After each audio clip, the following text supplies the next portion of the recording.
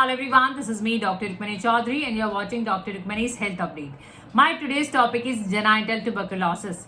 Genital tuberculosis, and I'll be talking particularly about the female genital tuberculosis. So in this video, I'm going to tell you everything about tuberculosis, that is the pulmonary tuberculosis, and extrapulmonary tuberculosis. We'll talk about the genital tuberculosis. The risk factors, causes, symptoms, diagnosis, very important. Diagnosis of genital tuberculosis, very difficult and very important. And treatment in allopathy, treatment in homeopathy, and infertility. There is a relation between tuberculosis and infertility. So I request you to watch complete video for complete information. If you are watching first time, please like, share and subscribe my channel. Let's begin. Genital tuberculosis. You must have heard about pulmonary tuberculosis, that is lung tuberculosis.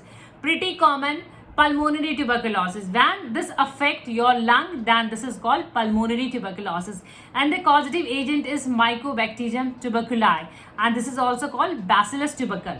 So this is the infectious disease. You get it from the infected person. If you are not immune, if you are not taken your BCG vaccination, but at times even if you have BCG vaccination, at times you get an infection. So cases are seen in India, and if this affect means this Mycobacterium tuberculi or the Bacillus tubercle affect your other body part, this is called extrapulmonary tuberculosis. And when this affect genitalia, then this is called genital tuberculosis. And yes, genital tuberculosis, and they lead to infertility. So if there is a case of infertility, so all the tests are done, and at time this is found that you are having genital tuberculosis, and that's why you are not able to conceive. You have to find out the root cause of infertility. Like how this happened and how the pulmonary tuberculosis, the lung tuberculosis and bacillus are, the primary site is the lung tuberculosis. So if these bacillus, bacillus, these are tubercle, if these infective agent, they travel through blood to the other body part and they are accumulated over there and they multiply, so they can cause infection to that body part. And if these Mycobacterium tuberculi, they are deposited, they are genitalia, then these are called like genital tuberculosis. How they causes infertility and why the females are not able to conceive if they have genital tuberculosis. So what they do, they are deposited over there, and the primary site, the lung, and they travel through blood, and they are they infect initially your fallopian tube. They are deposited over there. Fertilization occurs in the fallopian tube. So if they are accumulated, they are deposited over there, so they prevent fertilization.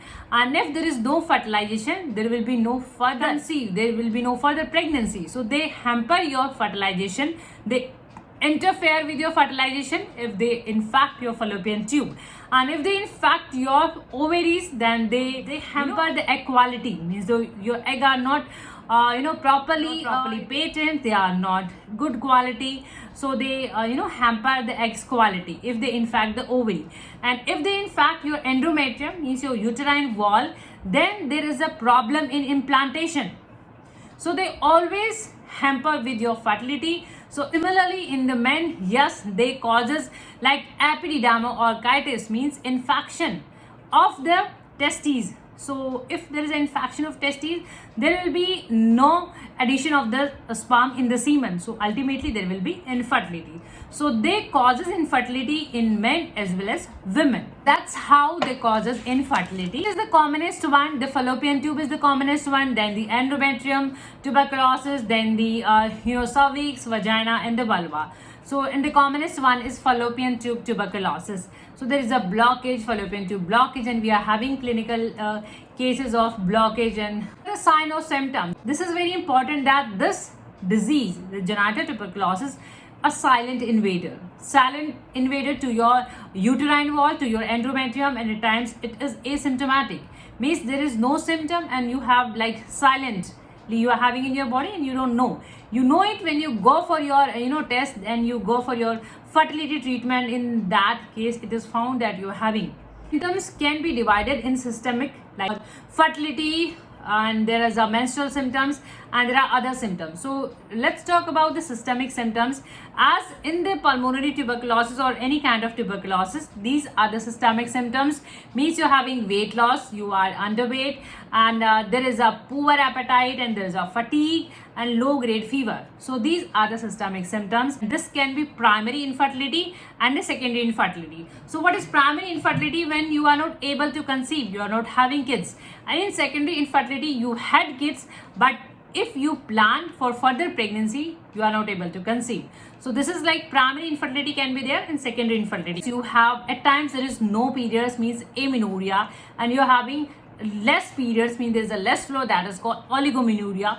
And if you're having irregular periods, this can be metorrhagia, and if you're having heavy flow, this is like menorrhagia. So there can be different kind of period cycle you may have, like abnormal vaginal discharge, painful intercourse, bleeding after intercourse, and abdominal swelling can be there, PID can. What about the diagnosis and what tests are required? So this is the disease that is very hard to diagnose, as this is a silent invader. As soon as the doubt arises, you just go for your test and prompt treatment is taken. A complete blood count, there can be ESR test, and there are peritoneal fluid culture test, menstrual fluid culture test, and there is a tuberculin test, histopathological test, hysterosalpingography, that HSG can be done, and cystoscopy can be done, laparoscopy can be done, ultrasound, HSG, USG, specific gene expert, mycosort, PCR tuberculosis, mycosort, IGRA, very specific test, and this is we found in clinic as well. The patient has IGRA positive, so this is very crucial. Treatment of genital tuberculosis.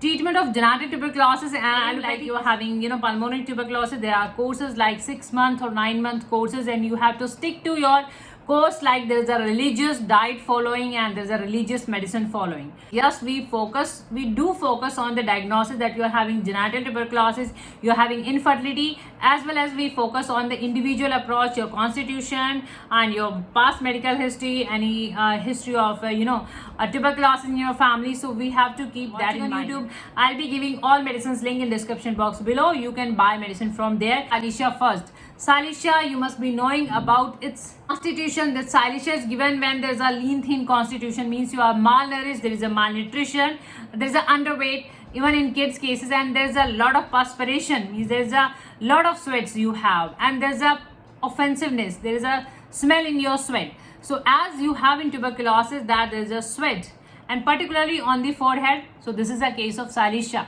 So this medicine in the lower doses like 30 or 200 potency with the help of drops. So this is taken, and this is like clinic purpose. You can even buy less quantity, smaller in the lower doses.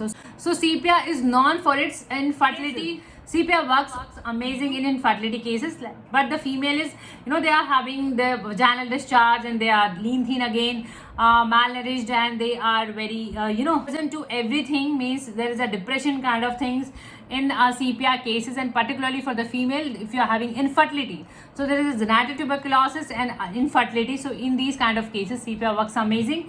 Abnormal vaginal discharge is given in glandular enlargement cases, when you have enlarged glands. So these kind of cases we prescribe iodine, and iodine is a hot patient, there is a restlessness. What is given in the abnormal vaginal discharge, smelly, corrosive, offensive, and that leads to infertility even. So if you are having genital tuberculosis, and if you are having these kind of symptoms like abnormal vaginal discharge, and that is corrosive, eroding, so even this is given in the cancerous cases, means there is an advanced severe cases. So arsenicum, phosphorus, nitricum, calcareous carb, ars iode, depending on the individual cases wise, and this is given in the female infertility cases. And this is in the liquid form, so just have 5, 10 or 15 drops in some lukewarm water, and just use it regularly 2-3 weeks onwards, depending on the individual history. This video can give you some amount of help. If you find this video knowledgeable, informative, please like, share and subscribe my channel for further notification. Thank you for your time. Thank you for watching. Keep watching, keep supporting. Thank you so much. Thank you.